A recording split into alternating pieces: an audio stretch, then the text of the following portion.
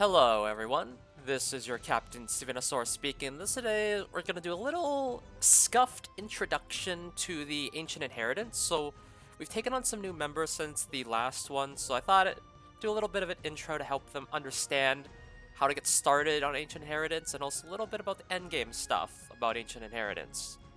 And if there's any people that aren't in the guild that stumble upon these videos, probably may be because Ancient Inheritance is kind of a hot topic, so they might be here. Welcome to the 3 or 4 of you that come watch. But anyways, Ancient Inheritance is a cooperative guild PvE piece of content where the guild works together to destroy wardens, kill bosses on each floor, to eventually clear all 4 floors to get some nice rewards. And these rewards I'm talking about: banger potential pieces of gear, destruction set for your DPSs, resist set for tanks or soul weavers. You can get 4 of them from just killing the bosses, and you can buy 2 of them from the shop. And the shop itself ain't no slouch either. Molagora, Covenant bookmarks if you care about that, artifact charms, mod gem selection box. I definitely want this. Yeah, definitely get these first, and then try to get these, and then that. They're pretty like other than like these, it's probably in order of importance for these ones, so that's pretty convenient. So anyways, you get 2 weeks to do the Ancient Inheritance, and there's a lot to do. But anyways, let's get right into it, get into the map. So we just spawned here, and you can see the guildies are on the map. They actually do move around. Oh, and at the very beginning, you get to choose a relic. So there's 3 different relics. So moving, you get Exploration EXP. When using objects, you get Exploration EXP. And then when you win a battle, you get some provisions. I would recommend either one of these 2, more towards this one, because you're going to do a lot of walking around, so that's just a lot of packs of EXP. And sometimes you're not going to even do a battle for a day, so that's just like a bit of a waste of a relic. But this one, it's always value, because you're always going to be walking around. This one also is okay, because you're going to be interacting with objects too. A lot of the time you're going to be walking around, because maybe your guildies have used up all the objects, or you're behind a little bit, so you just got to catch up. So I definitely would recommend taking the walking one. The objects one isn't so bad. Oh, look, someone spawned on top of me. Who is this? Midnight GC, welcome. Alright, so this is floor 1. So the first thing you want to do is really just check out the map and just see what's up. So it looks like there's only 1 spawn point because only like the bottom half of the map has been explored. Usually in multiple spawn point maps, they do a little bit of a split. Like every other person spawns at a different spawn point, so it's not just like randomized. So you can see the legend here. The wardens are here, 2 wardens, and the boss is here. To open the way to the boss, we got to kill the wardens.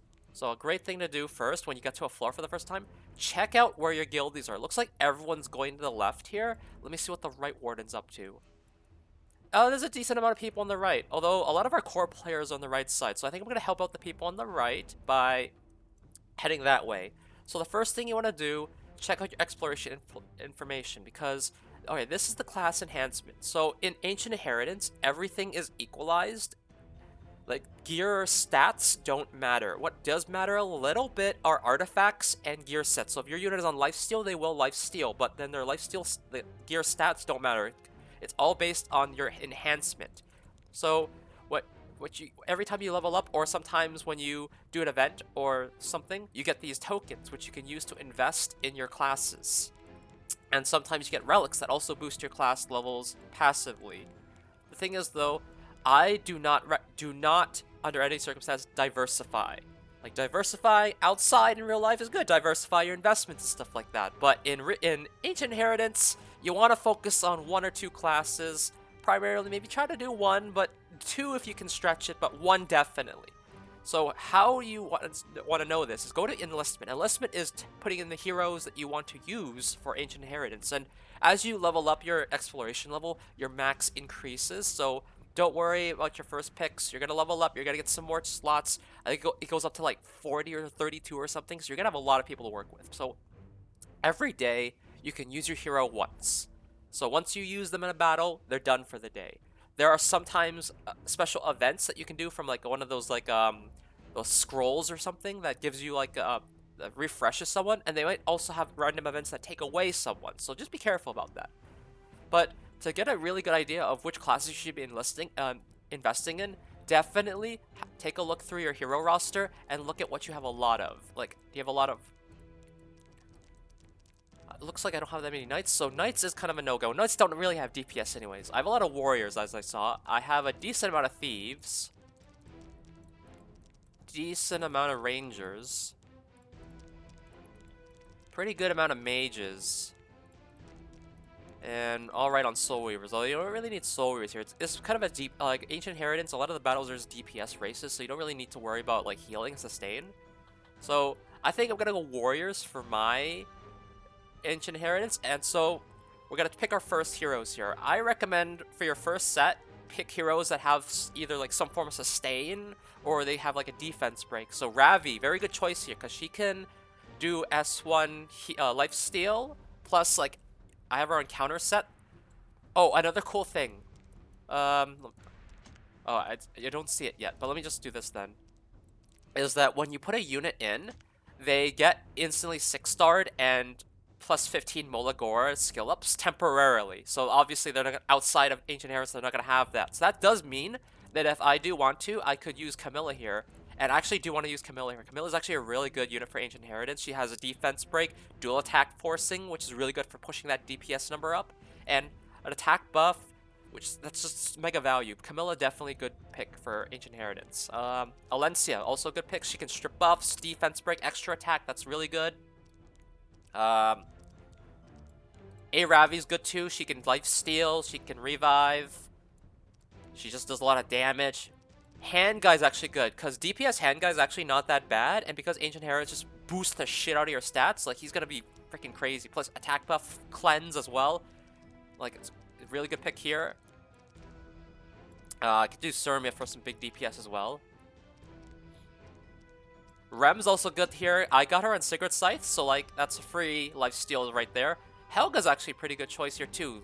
Attack buff, defense breaks, multiple defense breaks, actually. So we could do that. So yeah, let's do we'll do that. Now you're thinking, whoa, your Camilla is only level 5, not even thing. But check this out. Check out the hero info.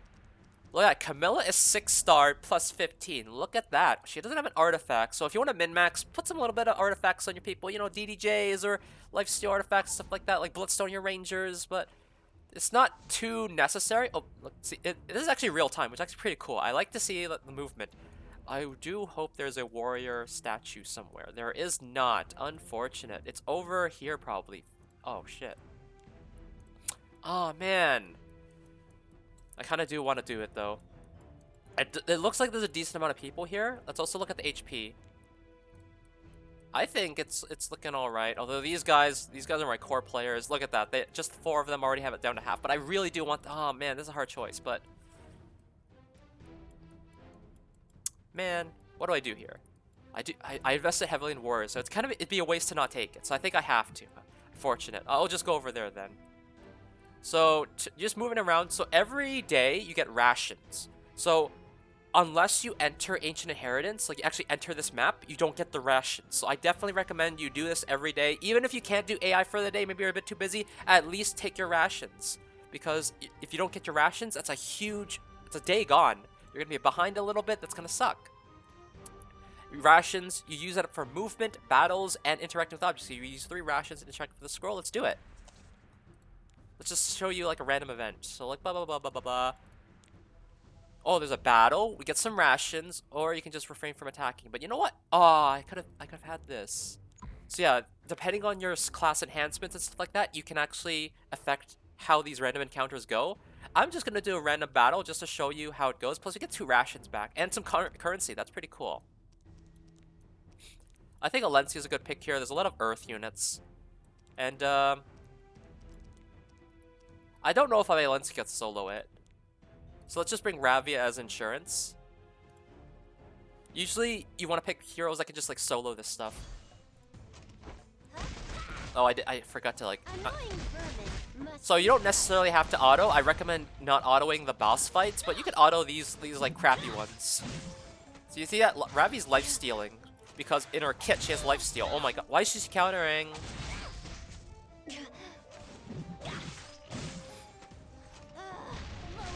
Okay.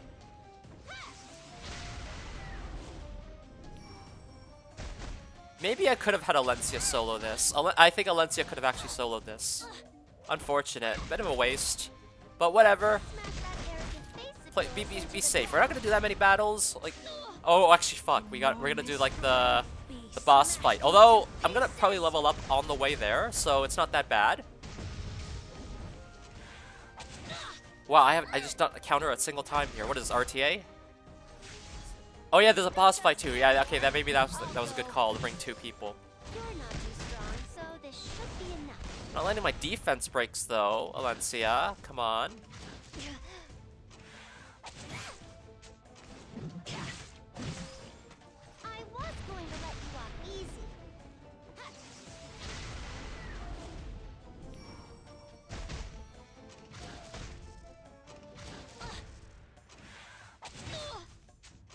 The dream.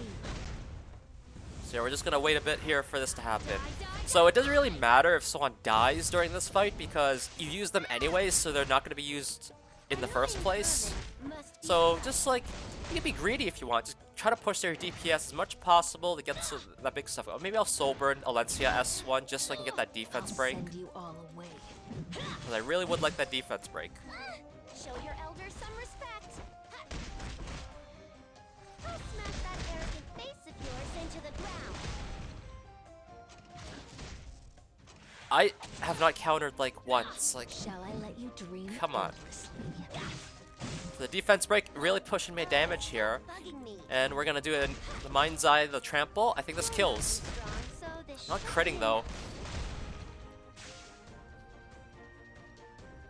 Yeah, so that we got that. We got the little bit of the rations, the currency. This is the currency that you use to buy the stuff from the AI shop. So definitely you want to have a little bit of that because you want to buy the gears.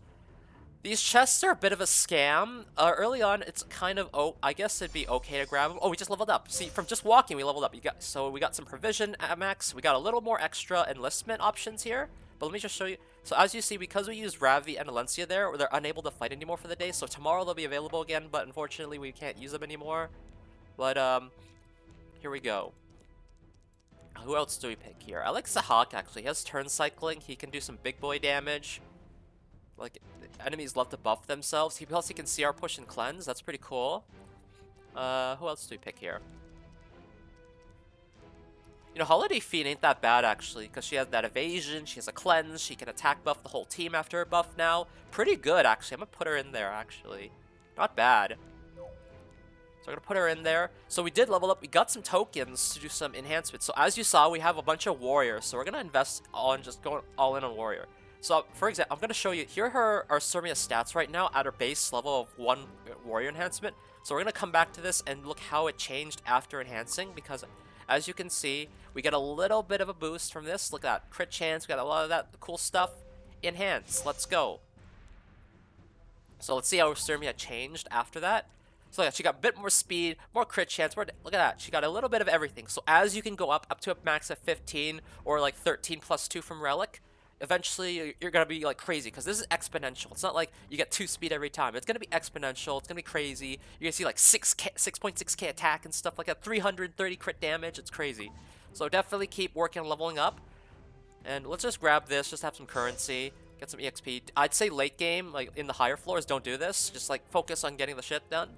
So these levels for the boss and the wardens, you want to keep an eye on this because you want your enhancements and your exploration level to be kind of close to that. Or else you might have a hard time doing damage during the fight. Oh, this is a relic. These are huge. These are going to be what's really going to make or break your run, maybe. Ranger by 1. Not bad. Because I do have a decent amount of rangers. And rangers are really good. Rangers, there's a lot of rangers that are good. That you can do, like, attack buffs, defense breaks, and stuff like that. Like, freaking... Like Miss Confile, if you've been playing the Guilty Gear collabs, like Miss Confile, just slap that on your rangers, all of them are defense breaks now. That's crazy.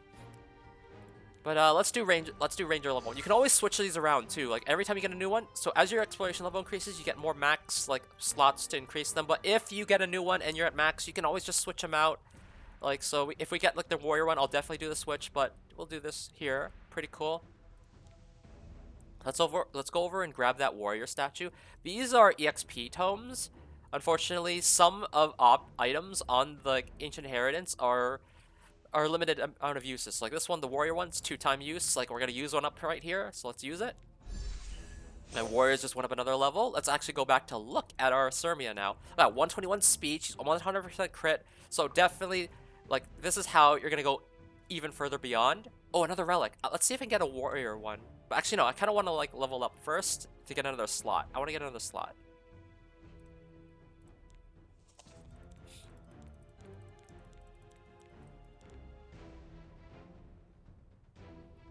Break the chest. I don't. We could have had this. So I don't know if I want to use the provisions here. I get a little bit more XP, but is it worth it? Oh, that artifact charm kind of sweet though. But you know what? I'm at the boss anyways, and I'll probably use up all my heroes before I use up my provisions. So it doesn't matter really. So I'll use it, but I'd say try to like be conservative with your provisions. Oh, nice. We leveled up. So unfortunately, we're at max enhancement for warrior, so we can't do that yet. I'll gotta hold off on enhancing because I'm gonna keep putting in more warriors because I want to see what I get. If I get like the thieves too, I definitely will put that in. But we do have a relic slot now, right? Yeah, we do. So let's go see what we get. If we get like the mages, so there are some. If you see the symbol here, that means it's like a limited amount of uses. So this is a one-time use. We get 10 provisions immediately. I don't know. Like, I'm not going to use mages, so I won't pick this, but, get more currency. That's actually not bad. I'll take it, actually, because there is a chest over here, and I could get some more currency off that. That's pretty cool. Let's go grab it real quick before we do the boss fight. Maybe this is a bad idea. I'm using up a lot of revisions here, but I'm at a pretty limited amount of heroes here, so I think I'm going to use up all my heroes before this is over, so let's just get in here. So I'd say a good rule of thumb is that you want to be at least like enhancement like 2 or like 1 or 2 below the target. So I'm at enhancement 3 for my warriors, so I should have an okay time with this boss fight here. So let's bring him in. So let's bring Camilla. Let's bring Aravi. Let's bring Sirmia. And we'll bring Holiday Fiend. So we're kind of double dipping on attack buff here, so that's all right.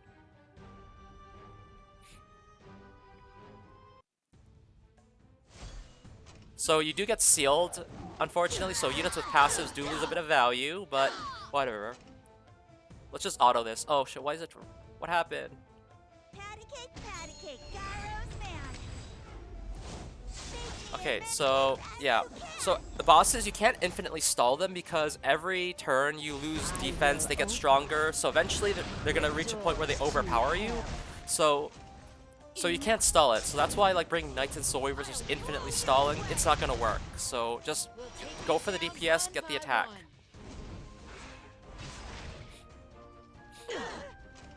Whoa, looks yummy.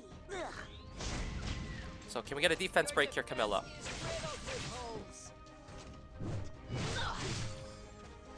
Maybe I should have brought another defense breaker. Oh no, they stripped my attack buff. Oh no, I'm not gonna have buffs for the defense like the forced dual attack. That's unfortunate. Very unfortunate. Just one more bite. Maybe we should manual this for. Step back, flies. Let me demonstrate. We need to get that defense break. So I'm gonna soul burn here. See, I did recommend actually doing manual play for this, so oh fuck. I actually kind of messed up here. I messed up. And he cleansed the defense break. Nice. Okay, I kind of fucked up here. But it's okay. Our guildies are carrying, so it's okay. I'll take your Besides, I'm usually the one that carries on floor 4, so we're even now, you know? Because I mean, I think on the last AI on floor 4, I did like 7 to 8 mil in the boss, so I was the top damage dealer. I am the captain after all. Enjoy the pain. But yeah, unfortunately, we didn't do as much damage as I would have liked to here, unfortunately. But it is what it is. This is the first floor. I am under 1 level. I think if I was enhancement 4, I would have had a way easier time here. I think actually I'm gonna go to grab that EXP tome that I saw up there before I do another attack. Because I pretty much used up all my heroes here. Perish. I'll take your life. If I live here, I can do an S3. Oh shit! Oh, the extra attack, the extra damage. So you get EXP for doing battle, so it's not the worst thing in the world. But I'm definitely gonna go grab that EXP tome and come back for round 2, because I think now that we're... Oh, I didn't even level up. Whatever. Unfortunate. RNG loss. I have enough provisions for one more fight here, so let's just do it.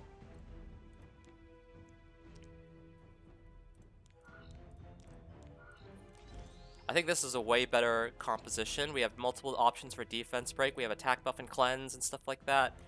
Like this is the one that's gonna do some damage. So let's do this.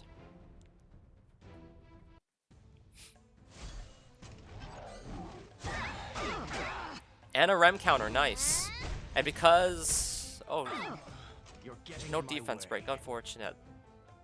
Should I save the S3 now? Let's not save it. Let's get the invincibility up. Creatures don't deserve to live.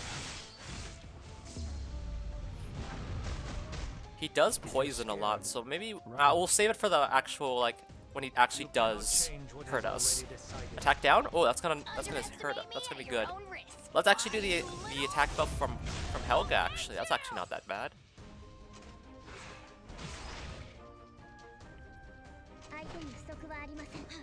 So we have attack buff already, so we don't need to S3 here. Where are my defense breaks, please? I guess I'm gonna have to like rem Soulburn. Oh, a defense break, nice. So DPS hand guy, look at that. That's pretty decent damage. So as you can see, we're losing defense. So we gotta hustle and bustle here, or else we're gonna die. Let's do this then. Let's attack buff up. I want my rem to hurt. Oh, Soulburn Sahak S1? No, oh, 18k? Okay, nice. Let's just do this. And she gets a CR boost, right? She gets a little bit of CR boost when she does this. Oh, that actually, the miss debuff actually was huge there. I'll do anything for her. Let's attack down him again. Get a barrier also. You ready to get hit? Don't look down on me. So we're doing some major damage here. Look at that, we're already 3rd place now. Let's Soulburn Sahak S1 again. Oh, look at that damage. Kind of cringe that he kind of debuffed there, but whatever. We're gonna have attack buff Sahak S3 into a Death Broken boss. That's good for us. That's good. Look at this. Yes, sir. Yes, sir. Very good damage there. Can we get another defense break? No, unfortunately not. Oh, I got souls to Soulburn Rem though, so we're good. DPS hand guy coming in clutch. Oh my god, it's starting to hurt. Oh shit. Let's save Soulburns for a defense break. I never fight a losing battle. Allow me to attack down him, plus give buried up hand to our boys. No defense break, unfortunately. Now, because Rem is sealed, she doesn't get demon mode off this, so unfortunate. RNG loss, but let's Soulburn here to get... We didn't get the defense break. Okay. Oh my god. We're getting wrecked here. Oh no. We did some decent damage. We got 2nd place, so even off those 2 runs, you see we got good comps there. We got attack buffs, we got defense breaks, we pushed the damage. So that's really what you want to look for in making your enlistments. This is like people that can either force dual attacks, they can give attack buff to your team, or at least themselves, so that they can do some damage, or defense breakers, so that all your units do more damage, because defense break is gonna be huge. So yeah, so the boss is going pretty low. We're almost at 25%, but the right side is definitely gonna need some help here. So unfortunately, I had to go left because I need the warrior statue, because the warrior statue is how I do like freaking 7 to 8 mil on floor 4. So RNG loss, but these guys should have it. I'll make sure to tell everyone. So definitely communication is very key during this. Guild masters definitely, like, depending on your level of sweatiness, you could micromanage. I don't want to micromanage my people, but I definitely want to at least tell them to move in the right direction. So, Descent of Envy, thank you for moving right side. Thank you, good job. Guild leaders, you can use this menu to keep an eye on your people to see if they're using their rations or not. Unfortunately, if they don't enter Ancient Inheritance, you're not going to actually see them here. But yeah, oh, this is the button is where you collect your rewards for killing bosses and stuff like that, or your guild chests.